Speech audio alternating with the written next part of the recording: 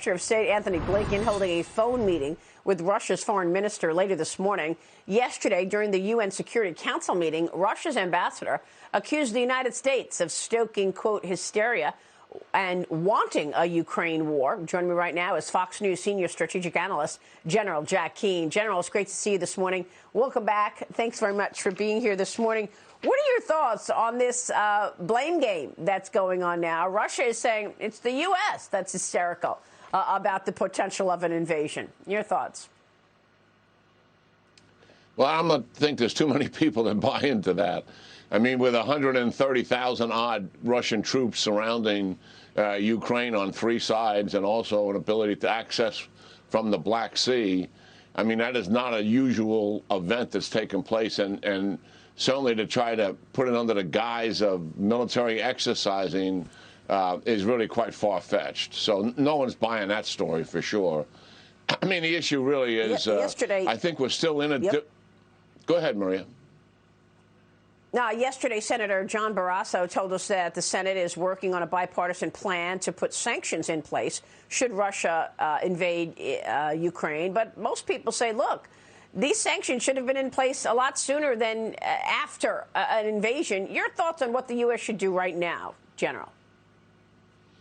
Yeah, well, I've always believed that we should be taking preemptive action to deter an invasion. Even the chairman of the Senate Foreign Affairs Committee, Democratic Senator Menendez, is arguing for sanctions now, preemptive sanctions, not waiting until an invasion takes place. And that certainly is the common sense things. We've added armament to the Ukrainians. That's a good thing, but they need more anti-air missiles. They need anti-drone missiles. They need anti-ship missiles. They need more things than what we have provided them. And I think once we made the decision, and I think it's the right one, that we're not going to send U.S. troops in the Ukraine to defend them because they're not a NATO country, but we will help them defend themselves, then we should have been all in, gone down that shopping list and everything that's within reason and within the opportunity for them to train on it before the invasion. We should have been providing it. You know, it'll be interesting to see the head of Russia and the head of China be together this weekend at the Beijing Olympics. As you know, the Olympics begins on Friday, February 4th, and Vladimir Putin says he's going. Your thoughts on this obviously friendlier relationship between China and Russia and what that means for the United States? Well, that's been giving us some concern for some time now. I mean, they have come closer together despite their historical differences.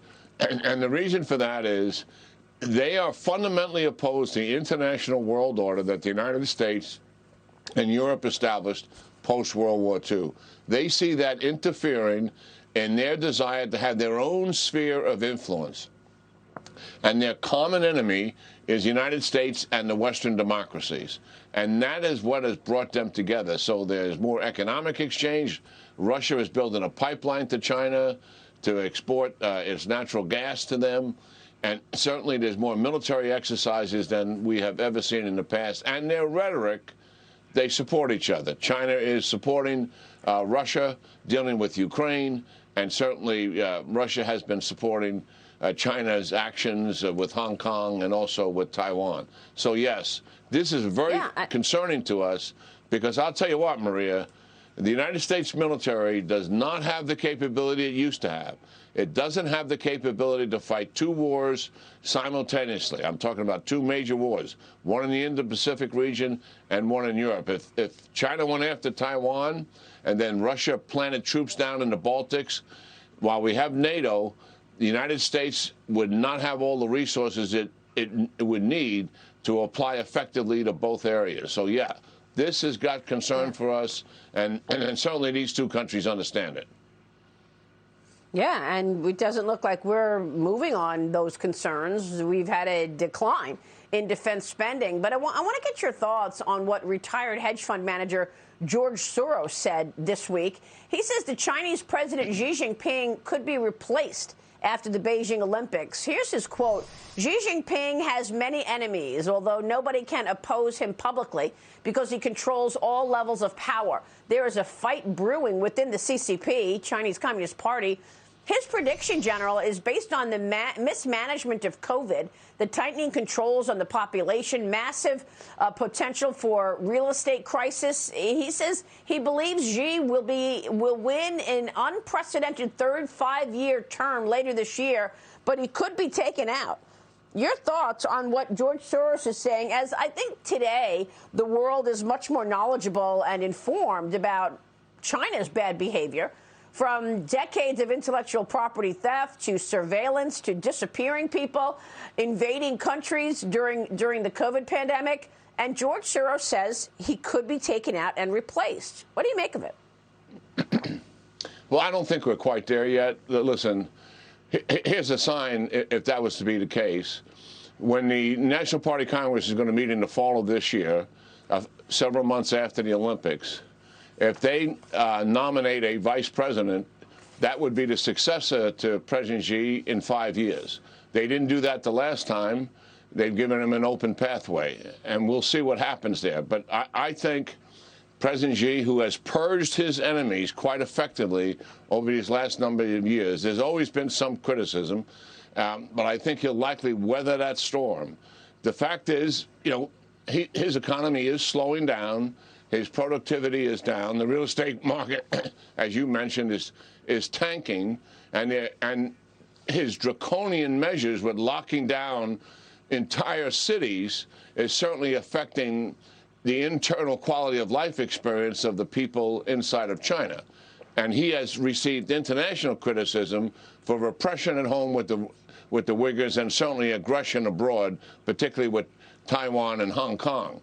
All of that said, it's still a stretch, I believe, to say that President Xi, after they have showered him with more praise than any leader except for Mao Zedong, would be removed as a result of this National Party Congress. I don't think China is there, despite the criticism that's there. There's always been internal criticism of policies in China, in some of from their academics, etc. But he has effectively purged his opposition. So we'll see what happens. Yeah, I agree with you. And obviously he is incredibly feared throughout. But I want to get your take on why it seems that global affairs have become much more dangerous. You've got China in this corner, Russia in that corner, and then there's Iran. The United Arab Emirates have intercepted another missile fired at Abu Dhabi yesterday, General. These are obviously fired by Houthi rebels, which are backed by the Iranians. It's the third attack on the U.A.E. and Abu Dhabi in 3 weeks. People are not talking about this, General. Yeah, so our audience understands. I mean, the Iranian-backed Houthis toppled a friendly government in Yemen in 2014, a government friendly to the United States, a government friendly to our allies in the region. These are Houthi rebels. The Iranians are arming them, and I think also providing them advice and counsel. What this latest incidents are about is the United Emirates, the U.A.E., in December, backed the Giants Brigade, an indigenous force inside of Yemen that had some success in taking territory back that the Houthis had captured. And as a result of that, they took one of the U.A.E.'s tankers. This is the Iranians, and the Houthi rebels have been lobbing missiles at the Emirates since then. And certainly their air defense systems, assisted by the United States, have been quite effective in dealing with this. And the other thing that the people need to understand, there's a major humanitarian crisis taking place in Yemen, sparked by the Iranians and the Houthis again. About 5 million people are facing a near starvation. And the other thing is hundreds of thousands have been killed. I mean, it is a human tragedy that's unfolding there. And certainly it's never going to end until the principal parties get down and start talking to each other. And the United States will not be able to be the arbiter of something like that because we don't have the credibility with the Iranians and the Houthis to do it. But hopefully someone can bring these parties together and let's get a ceasefire going here. Well, General, where do the Qataris stand in all of this? Yesterday, the Emir of Qatar was at the White House with President Biden. Do you think this issue came up? Well, I don't know. I would imagine it would, because it's a destabilizing issue. Qatar and the United States, interesting enough, have become closer recently, and certainly all the activities that took place in Afghanistan prior to our debacle and in how we left, and also the Qataris and assisting and still facilitating people leaving Afghanistan has certainly brought us closer together.